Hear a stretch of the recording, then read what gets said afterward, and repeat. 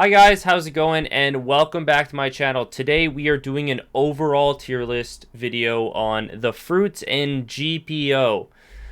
This is an overall tier list video that revolves around PvE and PvP, not just exclusive to one of these. So it's important that you guys understand when I do a tier list video like this, you guys don't think that I'm only exclusively talking about PvP or PvE. I'm talking about the fruit overall. So I'm not talking about trade values here. I'm not talking about PvP exclusively or PvE exclusively. But we're talking about how the fruit performs in general. So, yeah, let's get right into the categories here. So we have S tier, which is a fruit is very good in both PvE and PvP setting. Feels pretty self-explanatory. A tier is something that is very good in one of those two categories, either very good at PvP or very good at PvE, but is just good at the other category. B tier is something that is either good in both, just good at both things, doesn't really excel at anything, or it excels in one category, but really underperforms in another category. C tier is they have their niches. They're not super prominent. They have one or two things that makes them have some sort of viability. Just it's not something that you see very often. And F tier is something that does not have any practical usage at all. So, yeah, with that, let's get right into it. All right, let's get right into it. So the first fruit on the list is Suke. Suke obviously doesn't have any practical uses. It's not good for grinding, that's for sure. Its abilities don't really do a whole lot of damage, and all its usage is to make you and your teammates invisible.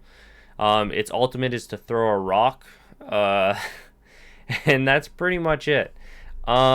The next one is Kilo. Kilo is also one of those things that it's a fun fruit to use, but it doesn't have any combat abilities to it. It doesn't allow you to grind at all. It doesn't allow you to it doesn't really allow you to do a whole lot of anything, especially in PvP. I know I seen like somebody use something with Kilo, but really when you use Kilo, you're just getting carried by any weapon or fighting style you're using. So these really don't have any practical uses. The next one on the list, let us go with Spin. So Spin, I think, is actually an S tier. No, I'm joking. Is actually a C tier fruit. The reason why Spin is a C tier fruit is because there's some weird up tilt combos with Spin. I don't know if they patched it or anything, but that makes it have at least some sort of viability in PvP. Obviously not optimal when it comes down to having options with the other fruits, but it does have that possibility of being good. So yeah, so that's why I think Spin's at least in C tier, because it does have a niche. Another one is Barrier. Barrier, I'm gonna say, is probably low C tier. Maybe I think it might be in some regards worse than Spin. Depends on what you're looking at. Barrier has like some weird like cage, like its ability to have a cage and then like put your opponent, like get your opponent stuck, and then obviously you spam your M1s and all that good stuff. But realistically, it's not good for grinding. It is a cool fruit. It's an interesting fruit, but it's not good for grinding. And PvP, it has that weird niche, but also when you use that move, half the time it just flings the person halfway across the map. It doesn't even catch them in their cage. So I feel like it is a niche fruit, so that's why I am putting it here. The next one on the list is Horo. Now, I might get a little bit of slack for this. Like, people might shit on this opinion here. I think some people would want to see it in B tier. It's definitely not an A tier. But it did get a nerf. It did receive a nerf. And the only thing that makes this fruit even any good is its one ability. Its one ability in PvP, and also the nerf that it received was in dungeons where they would attack your ghost instead of attacking you, which made it easier to farm dungeons with. But now you can no longer do that. So an entire aspect of of like this fruit's potential has just been erased. So that's why I think it's now niche. The last one is Gomu. Gomu would be a little bit higher, but the problem was it got nerfed in grinding. Now you can no longer grind efficiently with it. So when it comes down to like practical usages, it doesn't really hold too much. In PvP, I don't think this fruit's really good at all in PvP. Its only usages was in PvE. So now that they reduced, I think it's the Gatling gun. Now it's no longer as strong as it used to be. All right, now we're going to B tier. So like I said, B tier is something that either excels in one category and fails at another, or is just generally good across the board. So we're going to start with one that excels exclusively in one category. Now, I might get a little bit of slack here, but this is an overall fruit tier list. It's not PvP. If this was just pure PvP, this fruit would be like up in S tier or A tier. But the love fruit is super strong when it comes down to PvP fighting. Honestly, it has like infinite combos. It feels like I see a lot of these users like literally just shredding through matches, like not even losing a stock, not even losing a life. But this fruit is so incapable of doing PvE stuff. And if somebody's going to argue this in the comment section below, listen, okay, if you're saying you're soloing dungeons with this, and maybe there's some weird, wacky way you're doing it, it's not because you're using this fruit, it's because you're using a fighting style. You're either using a fighting style or some sort of weapon or something, or you're just really good at the game. But under any normal circumstances, like, it's not good for ship farming. It's not good for dungeons. But for PvP, it's actually very good. And that if it was a little bit better at PvE, obviously it'd be in an A tier, but I'm finding it a little bit lacking, so I think it is a B tier. The next one on the list is going to have to be, I would say, Bomb. I think Bomb's a little bit better overall than I think it's Marrow. The reason why is because Bomb obviously is it's kind of the exact opposite of the Love Fruit, where Bomb can solo dungeons. It's very fast at leveling you up to max. Super fast. Like, you can get, I think you can get, like, to max level in, like, a few days if you're really, like, diligent. So when it comes down to it, I think Bomb's kind of in that placement where, like, early on, if you're new to the game, getting Bomb is, like, the best thing you can get, without splurging into a Logia category. It also has a little bit of usages in PvP, but it's not necessarily as bad as how Marrow is used in PvE.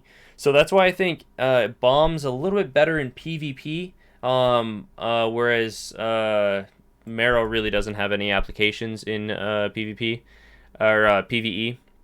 Bomb, obviously, you can do ship farming with Bomb.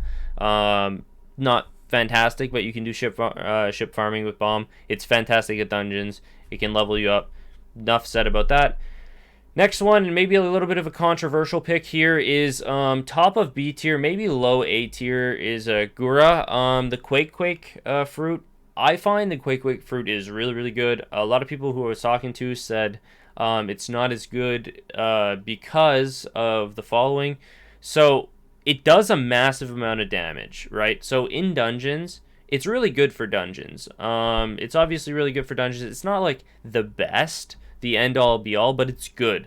And also, when you have a good team comp, like when you're doing Cupid or when you're doing just dungeons in general, what you can do is you can activate your smashing fist ability, where you hold the guy in place and you just keep beating the crap out of him while everybody spams all their moves. You have a Pika user, a Magu user just spamming all their stuff, and it's really good for its grab. When it comes down to PvP, though, it hits like a truck. Oh my god, does it ever do a lot of damage. Obviously, its ultimate can be blocked, which is a little bit of a disappointment. But hey, I mean, that thing has a solid range. Overall, it's just a good fruit in both categories. It's not really fantastic in either one of them. I know somebody's probably going to be saying in the comment below, but what do you mean? Like you can do all these crazy combos with it. I don't think you can even do that many combos with it. I just know that it hits hard, and that's why I think it's both good in PvP and PvE. It doesn't really lack in either category, but it doesn't really excel in either one of them either. So the next one on the list is let's go with Zushi. So Zushi is, I think, bottom of A. It has one of the best combo potentials in the entire game. So when you're coming down, when you're figuring out a fruit that you want to be a little bit more complicated, definitely this fruit. This fruit is definitely one of those that is much better in PvP than it is in PvE. So it's like really good in PvP, but it's just good in PvE. You can probably solo dungeons with Zushi. You just have to be a little bit careful. Obviously, its stamina usage is kind of insane, but in PvP, it's so nuts. Like you're doing all these crazy combos. Yeah, I mean, well, you can use Zushi with anything. You pretty much use any abilities that push your opponent away, and then you pull them back, and then you redo your combos. Very good with, I think it's 2 sword style actually that makes this very strong. If I saw this recently, there was a combo video that people were doing recently. The next one on the list, I think, though, is probably Ice. So Ice is in a weird position because I think Ice is obviously better than Zushi, but Ice is in a weird position where it's really strong at PvP. Like, really strong. But everybody knows its damage output just isn't there in dungeons. However, it does have an AoE ability that you can just, like, you can hit pretty often, which is like the like foot slam or the slam of ice. It's really good in dungeons for freezing the boss. It has that same type of understanding as Gura does, where like you want to kind of hold that you kind of want to hold the dungeon boss in place so everybody can spam all their abilities and stuff. This really shines when you're using other weapons, when you're using weapons with it. But I think it's really good for PvP. I don't know if it's like the optimal fruit when it comes down to like just like overall, and that's why I think it deserves to be in A tier. Let's just get one of these out of the way. So Magu I think is the best fruit in the game just overall. It does, obviously it's the best at chip farming. It can solo dungeons really easy and really quickly. It's very super easy to use in PvP. It pretty much rides itself, like it plays itself. It's not hard to use. It's easy to spam. High damage. Like there's really nothing you can't that like can't be said about this fruit. So that's why I think it obviously depends. Or like I believe is in S tier. Mara, the fire fruit. It's in the exact same boat as Marrow or Magu, where it does high damage. It does really good. It performs really well in PvP. The burn damage is insane. Obviously, it has super high combo potential, big AoEs, so it's really good at ship farming, really good at dungeons, can solo dungeons, obviously. Really good with a certain list of weapons. Very good in PvP and PvE, just something that I would recommend people pick up if they can.